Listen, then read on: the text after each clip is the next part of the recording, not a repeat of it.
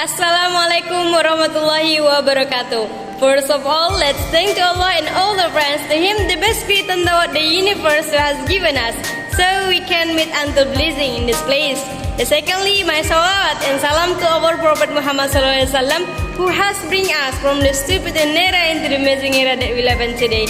The last but not least, I would like to introduce myself. My name is Ningma Kairani, and the excellence our lecturer, Ma'am Shamsia Depalina MPD.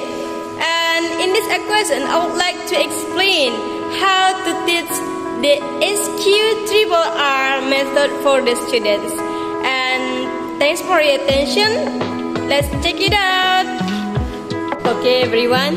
As candidate a good teacher in the future, you should prepare yourself to be real teacher, especially to be a real English teacher for your students. We know all that in our class later, when you become a teacher, there are so many characters, there are so many background of your students.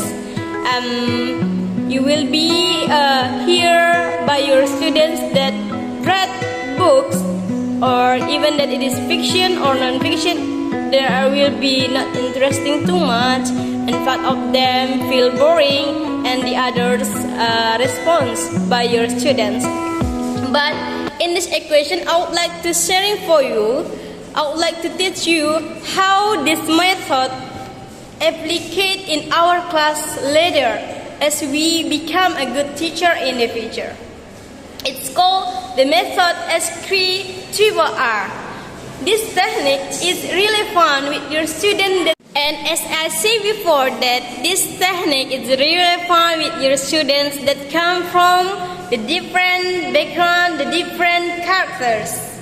So your teacher will be not try to say to you that reading is more boring, reading is not interesting, or sometimes they feel bad mood when you suggest them to read any books, even if it is novel, as a fiction or non-fiction.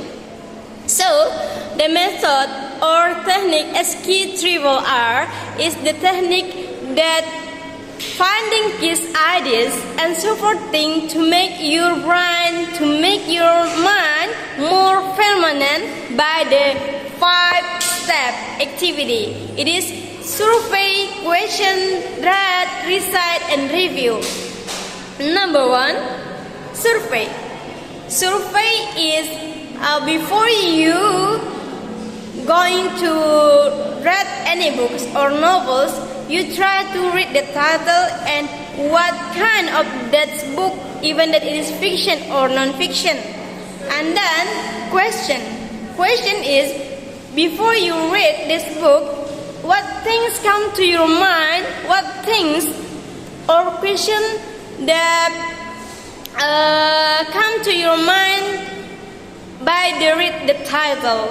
And then read it exactly. You try to read books after you write down the question on the, and then you write that book to find out the response or answer that before come to your mind.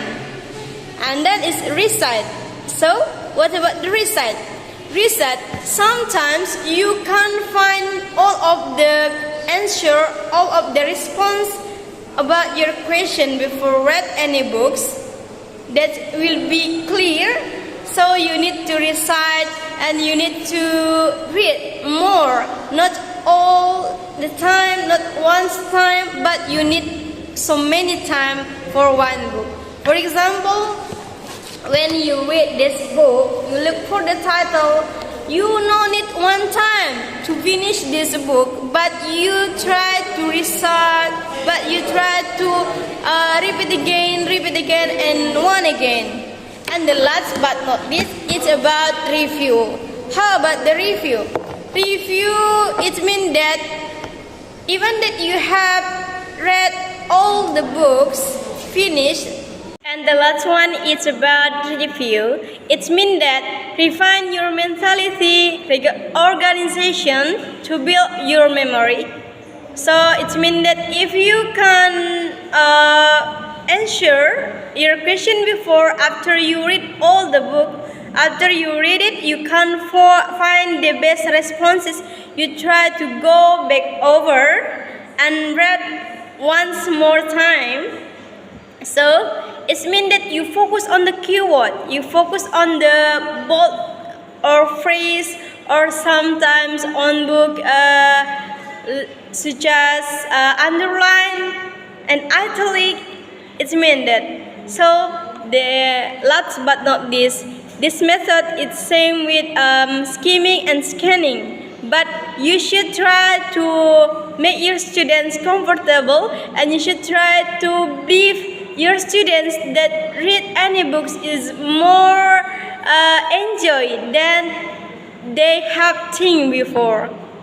And I think that's all by message for today. Thanks for your attention. Wabillahi taufiq wal hidayah. Wassalamualaikum warahmatullahi wabarakatuh.